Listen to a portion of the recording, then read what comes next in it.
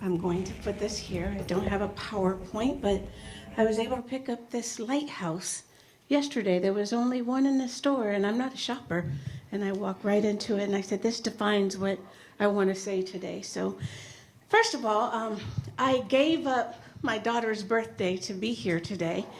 And she is 12 years old, and she is my greatest inspiration. So, since it's being recorded, I want you all to share in with me on the count of three. Just say happy birthday, Cynthia, okay? 1, 2, 3. Happy birthday, Cynthia. Great, awesome, I appreciate it. So I have a lighthouse here, and I want to take you back in my life 40 years ago. I don't know about you, but waiting to come on stage, I believe I've rewritten this presentation in my head 1,000 times already. So I'm going to go this way. 40 years ago, I was riding a bus, little girl, maybe 7, 8 years old, and this bus went through the community, and it picked up all the boys and girls in the community and took us to Sunday school, gave us cookies and juice, and then returned us safely back home to our parents because our parents didn't go to church. But one Sunday morning, that didn't happen. It was an Easter Sunday morning. I think it was 1975. And one family got off the bus. They lived 8 houses down from our home. And the youngest little girl didn't follow her siblings to the front of the bus. She went around the back of the bus because her Sunday school paper had blown away. And the next thing I remember is a mother running off the porch saying, "You killed my daughter, you killed my daughter." The kids on the bus were screaming. The little girl got ran over. And then she began to beat the bus driver and pounding on his chest. "What have you done? What have you done?" And honestly, I don't remember anything after that, but that the little girl got ran over. It was a memory that I had suppressed in the back of my mind until the dream came back this past week. And I knew that it was the starting point for my TED Talk. So I just want to share that with you to say the bus stopped. There was no more church outreach, no youth ministers knocking on the doors, nothing in the community. The houses began to run down, and they were tore down, and businesses left the community, and the steel mill was shut down, and all the upper elite folk moved out of town, and we were left behind. And before you knew it, I moved away, and I got married, and things began to change in my life, and that mother was mad. That's all I remember. And I wanted to do something about that. Every single day, I work in a community now where someone needs hope.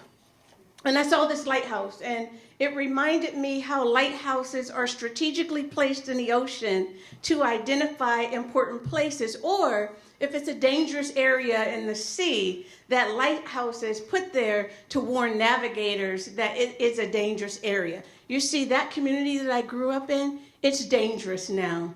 And because that bus doesn't come anymore, I was called to be that lighthouse. It was interesting for me to find out that the light keeper of the lighthouse was the first government job available to women in the 19th century. And I became that light keeper. I said, we all have a call and a purpose and an assignment. And my call is not your call, and your call is not my call, but we have to fulfill a call.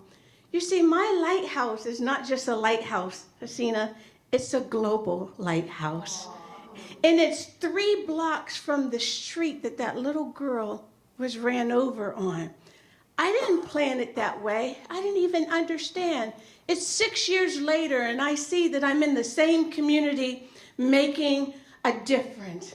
And so what I say, every community that's lost in despair, that have homeless women and single mothers and women crying at night because their children have been shot and killed, and fathers devastated because they're unemployed, teenagers smoking weed, strung out by drugs, no hope.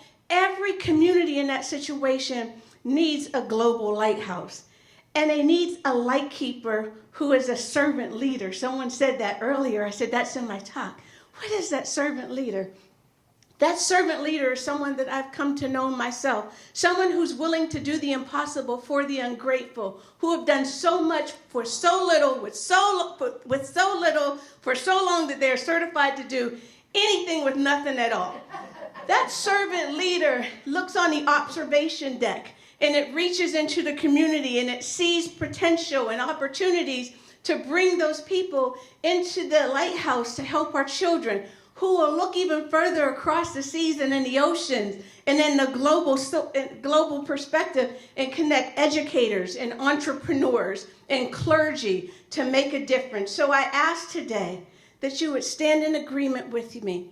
And if you know that you are called to be that light keeper in your community and you need to build a global lighthouse, let's do this thing together. Thank you.